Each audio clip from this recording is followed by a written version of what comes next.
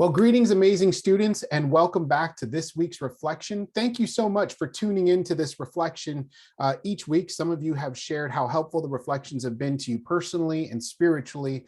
And I want to say thank you for that, because that's the whole reason why I make these, is for you. So thank you.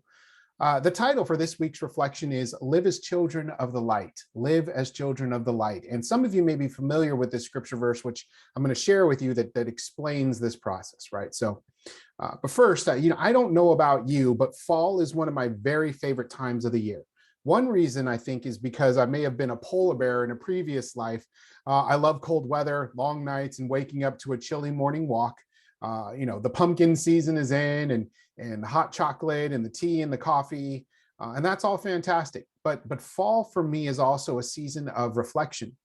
As summer loses its grip on the day, the weather shifts, the leaves change color, the days grow shorter, and we are reminded that the vibrant heat, the color, and the sunlight of the previous season is now coming to an end.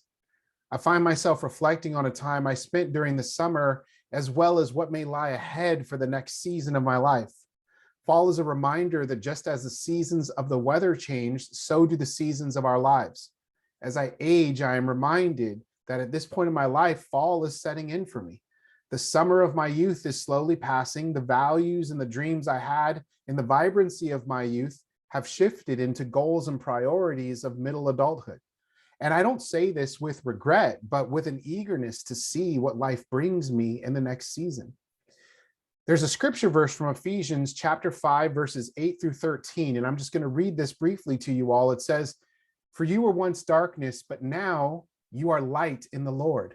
Live as children of the light, for fruit of the light consists in all goodness, righteousness, and truth. And find out what pleases the Lord." It also goes on to say, "Have nothing to do with the fruitless deeds of darkness, but rather expose them. It's shameful even to mention what the disobedient do in secret, but everything exposed by the light becomes visible, and everything that is illuminated becomes a light." I think this is a powerful reminder of speaking truth in our lives, to do a personal inventory at times, to expose, right, what darkness may lie within us, right, for the sake of bringing it to the light, to living as children in the light. And so as this fall approaches, I would ask you to reflect on, where have you lived in the light over the past summer? In other words, where have your actions, thoughts, and words served to glorify God or deepen your relationship with Christ? Our walk with Christ only deepens and enriches our life when we actively pursue him. So in this time of transition, as one season gives way to another, I would ask us all, myself included, to consider, what do I need to let go of this season to make way for the new? How have I lived in darkness, and where can I seek goodness, righteousness, and truth, as Ephesians says? It's no surprise that we're all human, and therefore we all have areas of growth. The comforting fact about that is that God does not seek our perfection, but our perseverance.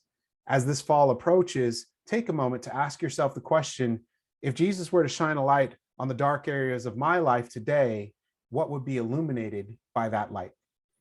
Folks, I want to say thank you so much again for tuning in. It's an absolute pleasure having you all in class. If you need to get a hold of me, you know how to do that. Thank you all. God bless, and I'll see you soon.